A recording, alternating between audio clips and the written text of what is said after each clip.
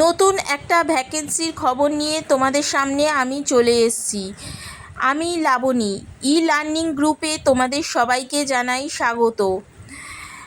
ক্যালকাটা হাইকোর্টের একটা ফর্ম বেরিয়েছে লোয়ার ডিভিশন ক্লার্কের। এই ফর্মটা 5 তারিখ থেকে স্টার্ট হবে ফর্ম ফিল আপ, এবং 26 তারিখ অবধি এই ফর্ম ফিল আপ চলবে।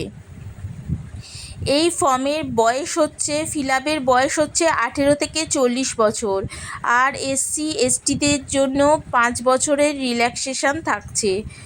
ফর্ম ফিল আপ করতে টাকা লাগবে 400 টাকা, আর জেনারেল কাস্টদের লাগবে 800 টাকা।